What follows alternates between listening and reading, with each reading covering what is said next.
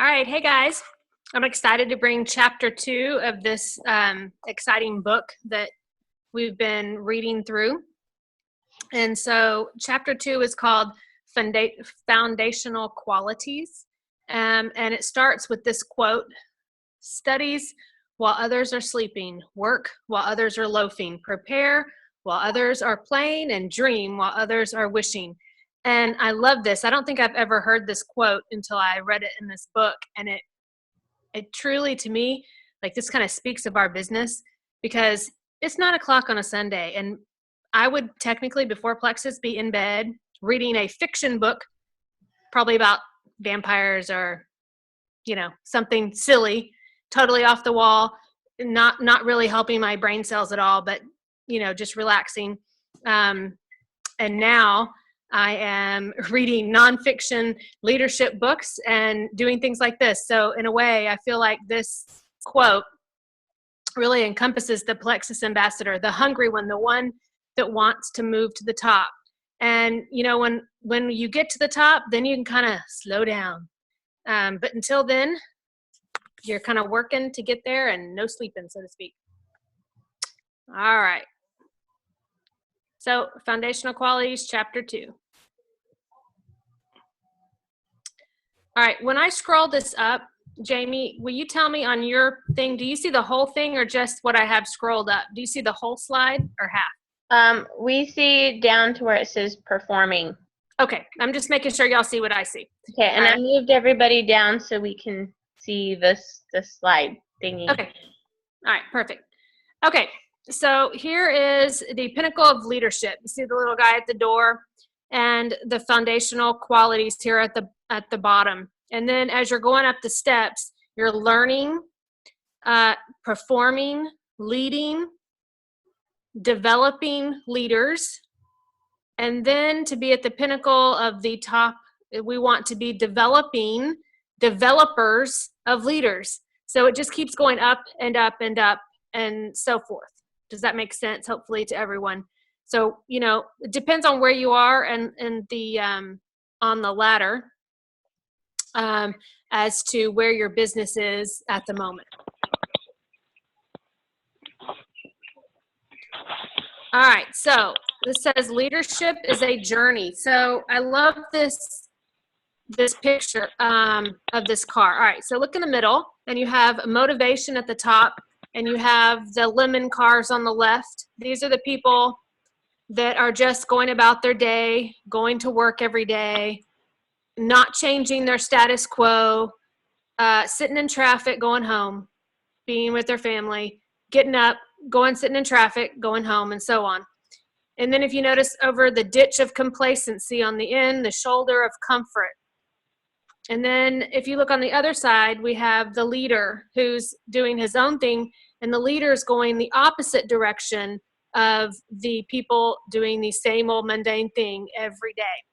And if you notice on the leader's side, we have the shoulder of frustration and the ditch of discouragement. Because as a leader, you're always going to have frustration.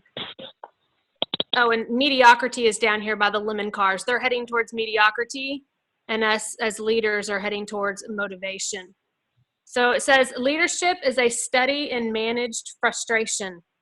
And I think the best way I can describe the managed frustration would be anyone who's been with us since October and have gone through the back office change. And it's definitely been frustrating to get everything, all the kinks ironed out. But while it's frustrating on one end, on the other end, it's amazing, because I've never been involved in a company from the ground floor where they've had to make these changes and do these things in order for us to grow. So the wonderful thing is, it says, also notice that being a leader means traveling close to the shoulder of frustration. In fact, it's the mark of any true leader that's able to travel there. And being a leader is a studied management of frustration. It says, how can you have ambition for a brighter tomorrow without being frustrated at the current set of realities? All right, so it's okay to be frustrated at times. It's okay to be discouraged as long as you're still in this little car heading towards your little motivation. And it's very easy to get complacent and be comfortable. Maybe you're comfortable at your gold paycheck that you're getting, and it pays your car note and you're comfortable there, and you don't really want to move over to the leader side, over to the shoulder of frustration and move on. But that is where, out of your comfort zone, that's where obviously the excitement and moving up with plexus is going to happen. All right, the foundational qualities are these 3 topics, and I'll go over each one of them. The first one is hungry, honorable, and honorable. So I'm going to talk about hungry first, and then this little quote: every man should be embarrassed to die until he's accomplished something great in this world. And I read that and I thought that's kind of funny, because something great in this world could just be having the child that you had, that God placed with you for you to raise. That could be your something great in this world. But I love the fact that day in and day out, I get to see that I've changed somebody's life, even if it's just losing a few pounds that changed their life, or all the wonderful things that you get to see from your friends that you changed their life. ADHD, all those neat things that you get to see, that you are making a change in this world. Even if it's one person, you've changed something. All right, so are you hungry? Let's talk about being hungry. A leader takes people somewhere. If the leader is not moving, the leader is not leading. So hunger is what drives you to change your status quo from where you are. Hunger has 3 levels of motivation. So the first one is material success. Of course, you're thinking with plexus, material success. Okay, so you've seen diamonds get new cars, new houses. They get the diamond earrings, the diamond necklace. Obviously, you can afford to travel more, buy more things. You're earning more money. Your dreams can really come true. This is all material success. So that can be part of the hunger that fuels you to become a better leader, to move up in rank. Excuse me. Would be material success. And there's nothing wrong with dreaming and having those dreams for a bigger house. There's nothing wrong with that at all. It's all in where you place, obviously, your trust in Jesus and God, and obviously where your heart is, where your motivation is. But that is one motivation that will fuel some people. But you should also plan to increase your charitable giving. In Acts 20:35, it says, "It is more blessed to give than to receive." And when you're given much, much is expected in return. And so, although you may obviously be coming into material success in the future, remember that then it is also our job to give back and to help where we can. Staying hungry is a discipline and not always your upline's job. So it's not always your sponsor's job to keep you hungry, so to speak. It's definitely something that can be learned, and it's a discipline. So staying hungry would mean that you are constantly trying to improve yourself, or trying to improve your leadership skills by being on this call, keeps you hungry, things like that. All right, so the second hunger on the levels of motivation is recognition and respect. And I absolutely love the way Plexus recognizes and respects us. They obviously, I love that on convention for senior rubies and up, you get to go up on stage. They have leaders retreat where anyone can earn leaders retreat, even a silver that just joined in May that starts receiving points all the way through September could earn leaders retreat. So I love that not just the higher ups are going to earn these prizes, but that also lower levels can too. And then, of course, they have the trip to Hawaii, the Lexus, the VIP entrance at convention. When you're a jewel, it sort of makes you feel like you're the queen. I mean, and then, of course, they made bricks with Jules' names on it. So recognition can also be a great fuel for you to start building your business. You then recognize also your team's accomplishments. So not only is Plexus recognizing you, but then you need to turn around as a good leader and recognize the members when they hit a milestone, your team members. So you do graphics when they turn silver, gold, and so on. You do contests for them. You may say so-and-so has high PV and do the top 10 PV, things like that. Everyone needs encouragement. But on the flip side, you should never become overly concerned with seeking approval of others, because obviously the approval of someone else is not in your control.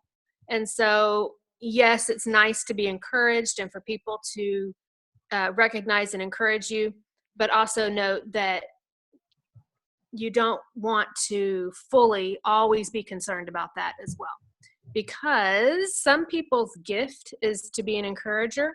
Some people's gift may not be their gift. So I guess what I'm trying to say is you don't always have to feel like you have to seek it out, and you're always going to have critics out there, always going to have somebody, some naysayer. So don't let it get you down. All right. So, and then of course, respect. I think we all do a great job of respecting one another. Plexus does as well. And then you should obviously for your team. All right. So the third level of motivation, which to me is the heart of Plexus, is the purpose, destiny, and legacy. The sustaining comes from a sense of purpose, your why. Your why is what you'll always come back to in the hard times of this business, when you're in that maybe shoulder of frustration that I talked about. If you know your why, you can always revisit it. I would encourage everyone to record it, and then you can play it back later. You don't have to post it on Facebook if you don't want to, but if you can record it and then go back and play it or write it down, say in like a prayer journal. That way during those hard times, you can go back and you say, this is my why. This is why I'm doing this. Life is short, y'all, and you want to make a legacy for your children, or maybe perhaps you're saving for college, retirement, things like that.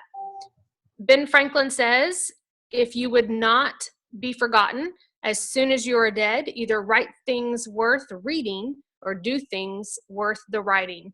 So I love that saying. So leave a legacy for your children.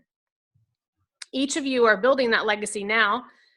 You're helping people with their health, which really truly is newsworthy, because the person that gets their cholesterol down that you've helped may live an extra year, 10 years, things like that.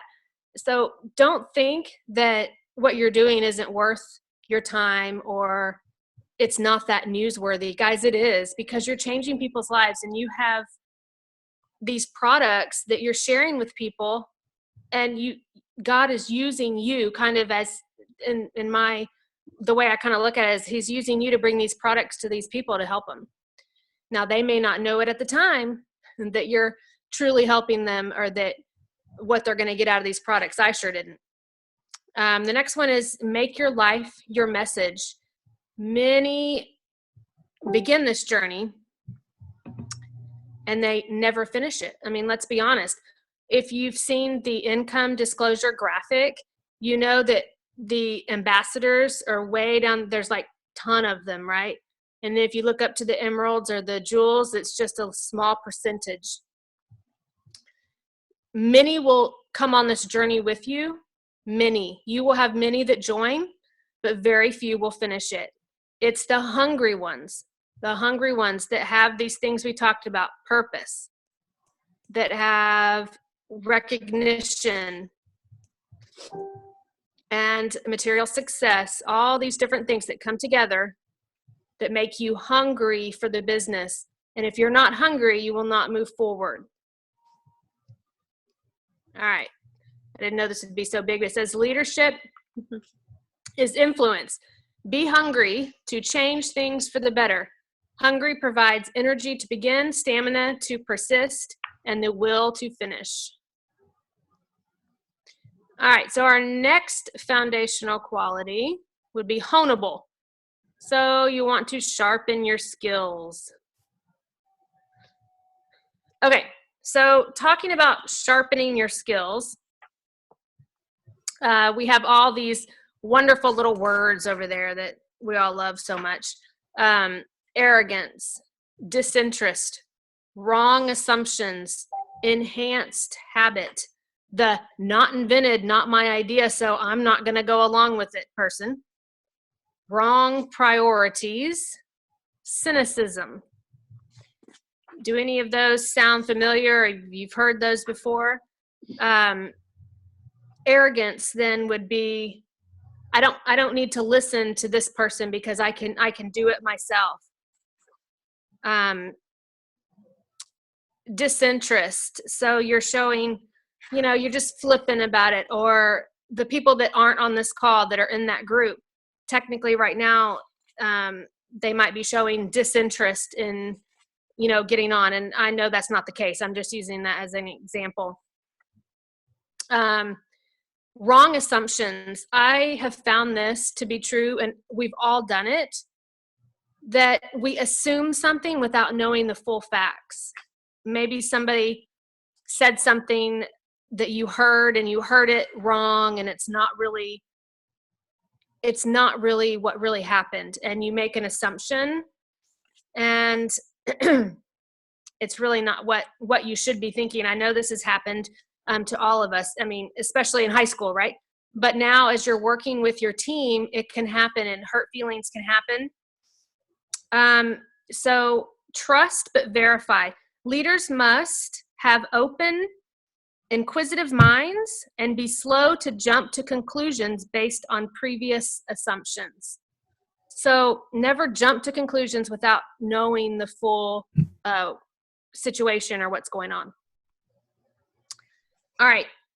Entrenched habits that prohibit the process of learning are poison. So that was a quote in the book, which I thought was interesting because whenever, like for say, my husband used to coach football, and he would always get at least one kid a year that had done Pee Wee football since he was 3, and his dad thought he knew everything, and he would come out and have all these bad habits that my husband would then have to break and reteach. So entrenched habits, I already said that. You've heard the person say, but that's the way we've always done it. Have you heard that before?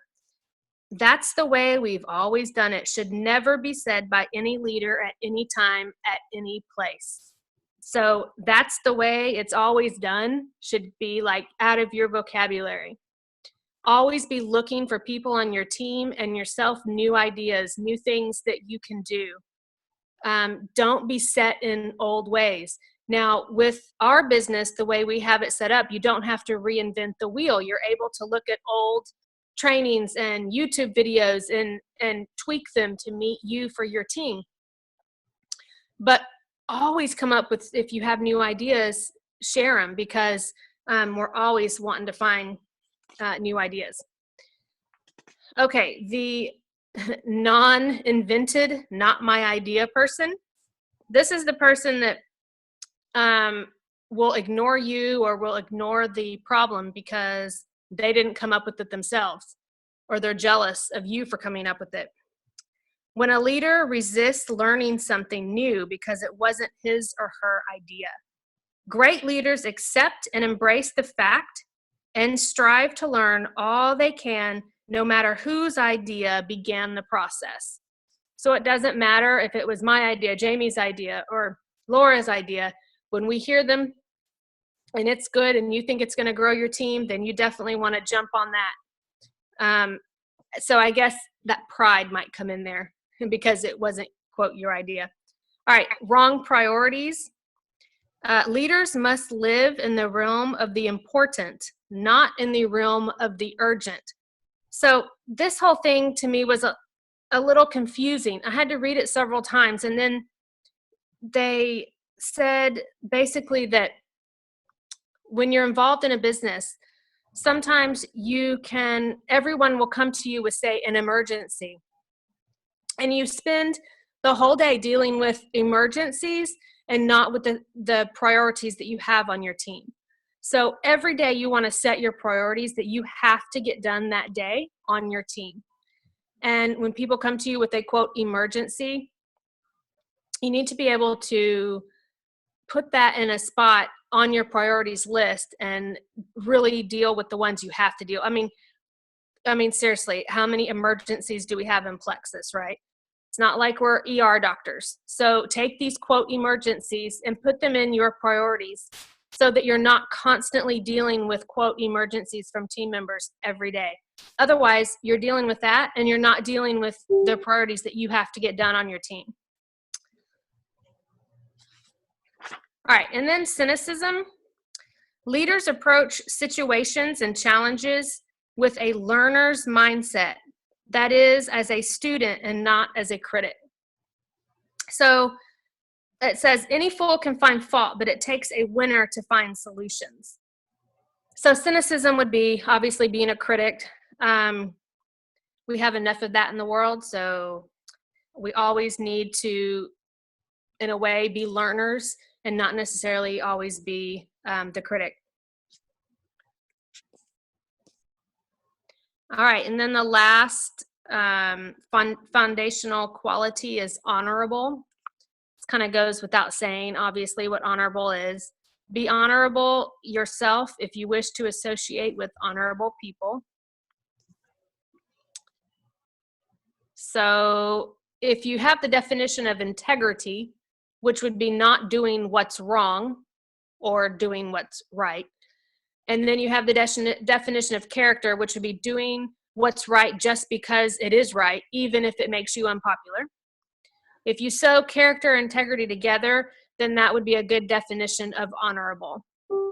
Now, perfection in this business is not needed because none of us are perfect. People do not follow a leader they can't trust, obviously. If you don't trust someone, you're not going to go into business with them. If you can't trust someone, you're not going to sign up with them. So if you don't have character and you don't have integrity, then no one's going to want to be on this team with you. I don't think we really have that problem here with anyone that's on this call. Abe Lincoln said, I love this quote from him. He says, nearly all men can handle adversity, but if you really want to test a man's character, give him power. And I want to kind of have a side note here with this, quote, power thing, because with any business, you can rise to the top quickly and suddenly have this power, and then you don't know what to do with it, or it can kind of go to your head, so to speak. I've seen many leaders, pastors of churches, principals of schools, different people that have risen to the top of their company, whatever it was, and they have all this power, and then it can corrupt them. It truly, truly can. And I think it happens slowly, kind of like when you want to boil a frog, right? You have the water cold and you slowly turn up the heat on him, because if it was boiling, when you put him in, he'd jump out. So same thing with the power. It can happen slowly. And I know none of us in here want any of this to go to our heads. And to me, this whole business is about giving back and helping and being there for other people. And so that's one thing I think that we should always be praying about, is not letting the power go to our heads. Because when you become a jewel and you go to convention and they have this red carpet out for you and let you in early, and truly you go home and I'm like, Teague, where's the red carpet? He didn't roll it out for me. Seriously. And that's just, I'm just joking and all with that, but seriously, power can go to your head. And I love this quote by Abe Lincoln because he's a pretty smart man and definitely true. So these couple last slides I have are of leaders. So here's Paul. Influences, let's see, historical examples of a level 5 leader, and you can ignore that because I did not make this slide, but I found it because I thought it was cool. So he wrote letters while traveling, taught, instructed, rebuked, counseled, and coached, shared vision and cause. He had one of the largest movements. He outlasted generations, which obviously is a very rare for a leader. And then Theodore Roosevelt, example of a learner, formed habits of reading, learning, inquiries, a great achiever, intense work ethic, sheer determination, self-mastery, success, wrote 38 books. So just 2 examples of some pretty neat leaders. I'm sure you can think of a few as well that just keep going no matter what.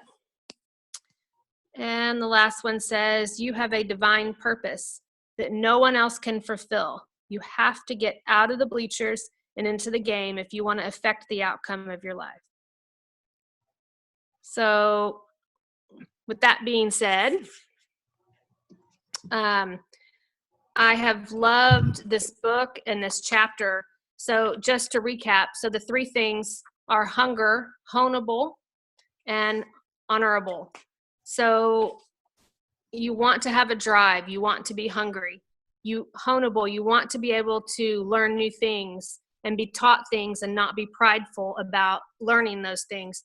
And then the last, honorable, obviously we want to have character while we do all of those things. And I don't think we could do any of that without God and without prayer and without a power partner. So I guess that's about all I've got for that chapter. Jamie's got the chapter 3 for next week, The Cycle of Achievement, which I have not read yet, but looks good. All right, so that's about it for me. If you want to stop recording, we can ask questions.